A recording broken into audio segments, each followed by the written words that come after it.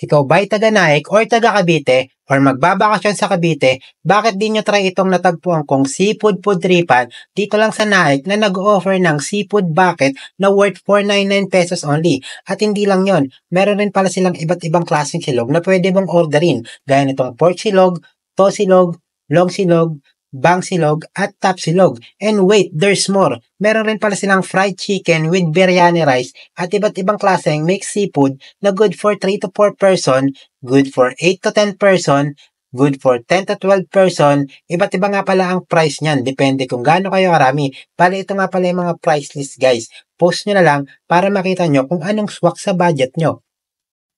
Bale, dito lang pala ito sa Governor's Drive, San Roque, Naik. Along highway lang pala sila, guys, kaya madali nyo sila makikita. Or kung mahirapan man kayong makita sila, ito yung landmark nila, guys. May paradahan ng tricycle. Or kung may iba pa man kayong katanungan, ito yung Facebook page nila. Message nyo na lang sila for more inquiries. Ako nga pala si Bimbo Yotero, owner ng Seafood Bucket Naik. Andito po tayo ngayon sa Barangay San Roque, kung saan nakalocate aming negosyo. Meron tayong mga product na binibenta like mixed seafoods. Meron din tayong mga silog for the budget meal na hindi pwede sa seafoods. Meron din tayong mga iba-ibang product like silog meals and mga bulalo like ganyan. So, nag-start yung business namin way back last year. Ngayon, mag-1 year and 3 months na. So, dati akong seaman na nag-isip ng magandang alternative na pwede ko pagkakitaan. So, yun nga, naisip ko food business kasi ko chef sa Barto. So, related pa rin siya sa work ko. Then, yun, try nyo po na pumunta dito para masubukan nyo po yung mixed seafoods namin. One of the best seller dito sa Seafood Bucket Naik. Operate po siya from 11 to 8:30 p.m. Pero depende po sa dami ng tao. Minsan umabot po kami ng 9 to 10 p.m. Yung Facebook page po natin, search nyo lang yung Seafood Bucket Naik. Delivery naman po, meron tayong delivery. Hanggat kaya nila alam mo, pwede natin siyang i-deliver.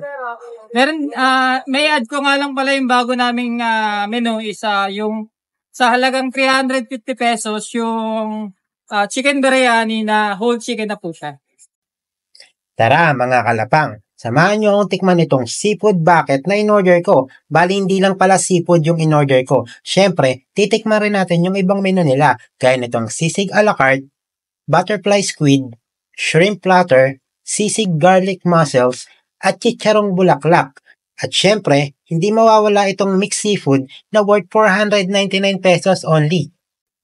Grabe guys, yung lugar nila dito napakaganda. At take note naka-aircon sila dito. Kaya kahit kumain ka na kumain, hindi ka pagpapawisan dito. Mas lalo pang ang mapapasarap kain mo kasi yung place nila malamig. Ayun na guys, so ngayon na guys, nandito tayo sa seafood bucket at umorder tayo ng mixed seafood bucket. Ito, makikita nyo to.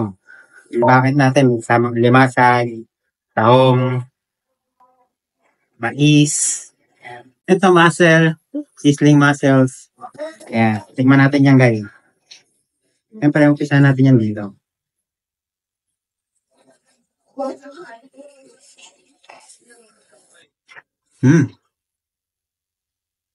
So,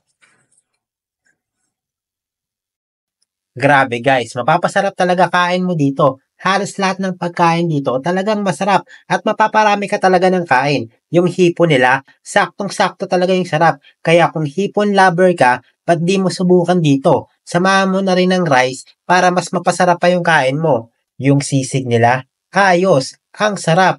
Lalo na pag pinarisa mo ng kanin, talagang mababondat ka. At yung sisig garlic mussels nila, lasang-lasa mo talaga yung flavored na garlic. Bagay na bagay talaga yung flavor niya dun sa tahong. At ito namang butterfly squid, grabe ang laki, ang sarap. Mas malaki pa nga ito sa mukha ko eh. Saka mas masarap siya parisan ng suka. Kahit walang kanin, mahugas mo ito. At ang sarap niyang pang papakin na papakin. Yung tipong hindi ka magsasawang kainin siya ng kainin. Grabe guys, ang sarap talaga kumain dito. Sama mo pa nung malamig na lugar nila, talagang babalik at babalik ka dito. Lalo na kung magkikrave ka sa seafood. Overall guys, 1 out of 10, I will rate this as 10.